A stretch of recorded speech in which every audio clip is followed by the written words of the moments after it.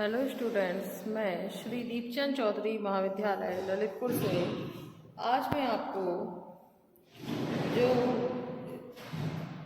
School level के जो बच्चे होते हैं उनके क्या न्यूट्रिशन की रिक्वायरमेंट होती है उसके बारे में मैं आपको बताने वाली हूँ। इससे पहले जो हमने एज ग्रुप जाना था वो हमारे 1 से 3 वर्ष वाले बच्चों का था जो कि स्कूल नहीं जाते थे, लेकिन अब जो हम ग्रुप देखेंगे वो होगा 4 से 6 साल के बच्चों वाला जो कि स्कूल जाने के लिए सक्षम हो जाते हैं। ऐसे बच्चों के लिए क्या रिक्वायरमेंट होती है उसके बारे में हम जानेंगे। सबसे पहले तो ये जो अवस्था होती है वो लगभग मानी तो जाती है 5 से 6 वर्ष की, और ये चलती है 11 से 12 वर्ष की आयु के बीच जो है ये चलती रहती है। इस अवस्था को अगर हम कहा जाए या इस एज के लिए अगर हम कहते हैं तो इस टाइम पीरियड के जो अवधि है वो कोई ज़्यादा निश्चित नहीं है, लेकिन जो स्कूल जाने वाले बच्चे होते हैं उनकी वृद्धि दर जो है वो कम होती है। इसका प्रारंभ जो माना जाता है वो है 6 वर्ष की अवस्था से, और जैसे ही किशोरावस्था स्टार्ट होती है वहाँ पर इसका जो है खत्म हो जाती है। इस अवधि में जो लड़कियों का शारीरिक विकास वो लड़कों की अपेक्षा कैसा होता है, जल्दी होने लगता है, और कुछ विद्वानों ने इस अवस्था को समय को निर्मल या शांत अवधि का जो है नाम दिया है। तो जो चाइल्डहुड या लेट चाइल्डहुड जिसे हम कहते हैं, बालकों की विद्यालय जाने की अवस्था होती है, और बालकों के 6 से 12 वर्ष की उम्र की अवस्था जो है वो बाल्यावस्था कहलाती है। और विकास की दृष्टि से अगर हम इसे देखते हैं तो इस अवस्था या इस एज का काफ़ी जो है महत्व होता है। और इस उम्र तक बालकों की जो जरूरी वाली शिक्षा होती है, यानी जिसे हम औपचारिक शिक्षा कहते हैं, वो स्टार्ट हो जाती है। और इस टाइम पर बालक जो है शारीरिक क्रियात्मक क्रियाएं भी सीख चुका होता है। और प्री स्कूल जो चिल्ड्रन में बालक जो है नर्सरी कक्षा में पाठशाला में पढ़ने जाता है, यानी स्कूल जो है वो जाने लगता है, और घर पर ही या माता पिता के खेल के माध्यम से वह शिक्षा ग्रहण करता है। लेकिन जैसे ही अगर हम बात करते हैं लेट चाइल्डहुड की, तो इस टाइम पे शिक्षा ग्रहण करने की जो अनौपचारिक शिक्षा की उम्र होती है उसका एंड हो जाता है, और वास्तव में जो पढ़ाई होती है वो स्टार्ट हो जाती है। तो बालक औपचारिक रूप से शिक्षा ग्रहण करने लग जाता है, और इस एज में उन्हें टीनेजर भी जो है हम कहते हैं। ठीक है, इस टाइम पर क्या होता है, जो बच्चा होता है वो सेल्फ डिफेंड हो जाता है, वो आत्मनिर्भर बन जाता है, और दोस्तों की या अपने बड़ों की नकल करता है। भोजन की आदतों पर भी बात करें तो उसकी हैबिट में भी चेंजेस आते हैं। इस उम्र में वह जो है अपना फेवरेट जो भी खाना होता है वो खाना चाहता है, लेकिन कितनी मात्रा में क्या खाना चाहिए इस विषय में वह अपना जो है कोई डिसीजन नहीं ले सकता। और इस एज में वृद्धि जो है वो निरंतर होती रहती है, और मांसपेशियों हड्डियों का बात करते हैं, मसल्स का या बोन्स का, तो वो भी ग्रोथ करती हैं, जिसमें कि न्यूट्रिएंट्स की आवश्यकताएं जो होती हैं उनमें भी क्या आता है, चेंजेस आते हैं, उन पर भी प्रभाव पड़ता है। इसके साथ ही हम बात करते हैं बालक में, जो बालक की बात करते हैं शारीरिक, मानसिक या बौद्धिक, तो इनकी विकास की गति भी कैसी हो जाती है, बहुत तेज हो जाती है, और जो शारीरिक अंग भी हैं वो भी कैसे हो जाते हैं, एकदम ही परिपक्व हो जाते हैं। बालक में जो है जो सोशल डेवलपमेंट है वो भी होने लगता है। इसके साथ ही वो फिजिकली, मेंटली, ठीक है, वो भी उनका ये भी जो है ग्रोथ वो भी होने लगती है। इसमें वो डिसिप्लिन का महत्व भी जो है वो समझने लगता है, जिसके परिणाम स्वरूप क्या होता है कि इनके कार्य में यानी इसके वक्त में, इनके बिहेवियर में काफ़ी ज़्यादा चेंजेस आते हैं, जिसका बात करते हैं प्रत्यक्ष या अप्रत्यक्ष प्रभाव बालक के भोजन पर भी जो है वो पड़ता है। डायरेक्टली पड़े या इनडायरेक्टली, दोनों ही रूप में भोजन का जो है वो प्रभाव पड़ता है। विशेषताओं की बात करते हैं तो इसमें जो होता है लंबाई में, तो लड़कों में प्रतिवर्ष लंबाई जो है वो 4 से 8 सेंटीमीटर बढ़ती है।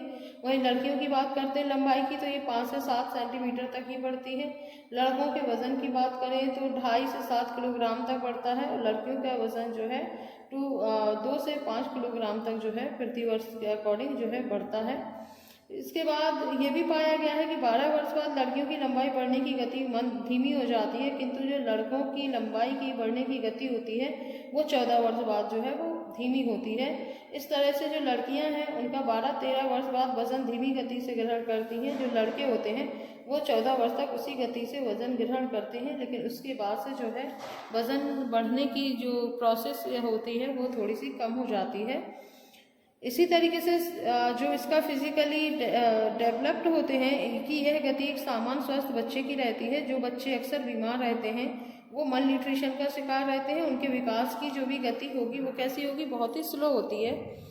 और इस अवस्था में मानसिक विकास जो है, या बात करते हैं मेंटली ग्रोथ करने की, तो उसकी गति जो होती है वो काफ़ी तेज होती है। वहीं पर अगर शरीर के स्वस्थ रहना क्या है, अब ज़रूरी होता है।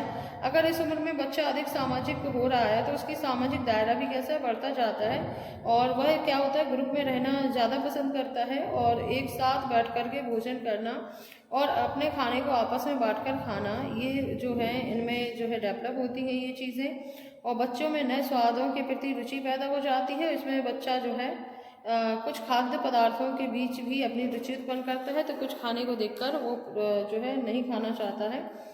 तो सबसे पहले हम बात करते हैं भारतीय बालकों का जो औसत वजन एवं ऊंचाई है। तो उम्र 6 वर्ष की उम्र में जो है उसका 16.3 जो है बढ़ता है। वहीं पे लड़की का जो वजन है वो 16 के समथिंग बढ़ता है। 7 वर्ष की उम्र में 18 और लड़कियों का जो है 17.6। वहीं पे बात करते हैं 8 वर्ष की उम्र में तो 19.7 या 19 किलो के समथिंग, और 9 वर्ष की उम्र में 21.5 और लड़कियों में 21.3 होता है। इसी तरीके से ये जो वजन की वृद्धि दर है वो बढ़ती जाती है। अब बात करते हैं विद्यालय अवस्था में पोषक तत्वों की क्या आवश्यकताएं होती हैं। ठीक है, तो इसमें जो एनर्जी है, या जो कहा जाए कैलोरी जो पर डे देनी होती है वो लगभग 1360 होती है। ठीक है, पर डे हमें जो कैलोरी उसे देनी है पूरे खाने की, दिन भर की जो कैलोरी होती है वो होती है 1360। वहीं पर वसा की बात करते हैं तो वसा जो दी जाती है वो 25 ग्राम देते हैं। प्रोटीन जो है वो 16 ग्राम के दी जाती है। कार्बोहाइड्रेट जो है वो 130 ग्राम पर डे दी जाती है। कैल्शियम की बात करें तो 550 जो है मिलीग्राम कैल्शियम पर डे दी जानी चाहिए। मैग्नीशियम जो है 125 मिलीग्राम दी जानी चाहिए। आयरन की बात करते हैं तो इसे हम हरी सब्जियों के माध्यम से जो है इन्हें दे सकते हैं, वो भी 11 मिलीग्राम जो है दी जाती है। जस्ता की बात करें तो जस्ता भी मिलीग्राम में ही दिया जाना चाहिए, जैसे 4.5 मिलीग्राम के समथिंग जस्ता है जो दिया जाता है। आयोडीन जो है वो 125 दिया जाता है। थायमिन जो है 0.9 जो है थायमिन दिया जाता है। राइबोफ्लेविन की बात करें तो विटामिन B1 की बात करें या तो थायमिन विटामिन B1 होता है जिसमें 0.9 मिलीग्राम दिया जाता है। वहीं पर जो राइबोफ्लेविन होता है विटामिन B2 उसे हम 1.3 जो है देते हैं। वहीं पर विटामिन B3 यानी नियासिन की बात करें तो ये पर डे 9 मिलीग्राम दी जाती है। वहीं पर विटामिन B6 यानी पायरिडॉक्सिन जो कि 1.2 मिलीग्राम पर डे दिया जाता है। और वहीं पर अगर विटामिन B12 साइनोकोबालमिन है उसको भी पर डे हम 1.2 अंतर्राष्ट्रीय यूनिट के अकॉर्डिंग जो है हम इसे देते हैं। वहीं पर विटामिन C जो है ये भी मिलीग्राम में ही दिया जाता है। 35 मिलीग्राम जो है विटामिन C एस्कॉर्बिक एसिड जो है कि हम बच्चों को देते हैं।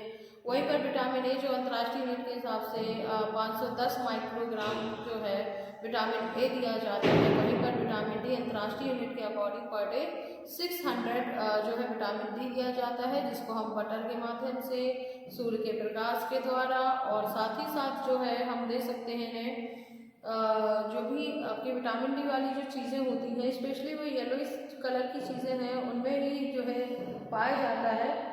और इनके सोर्सेज में जो आ जाता है सबसे पहले तो आप बटर में भी होता है, आपके मिल्क में होता है। इसके साथ साथ जो है आपके फलों में भी लगभग एक जो विटामिन डी है पाया जाता है। तो किसी न किसी रूप से या सोर्स से इसकी जो है पूर्ति हो जाती है। मछली के तेल में से भी इसकी पूर्ति जो है वो हो जाती है।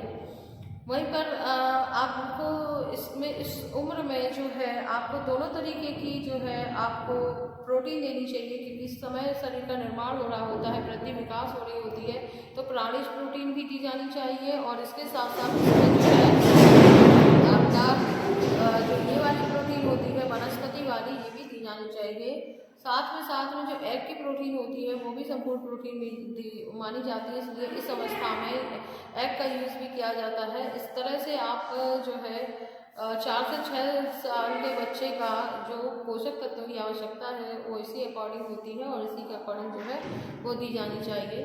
तो आज हमने बाल्यावस्था में जो भी न्यूट्रिएंट्स की रिक्वायरमेंट होती है वो हमने जाना कि 4 से 6 साल के उम्र के बच्चों में क्या रिक्वायरमेंट जो है वो होती है।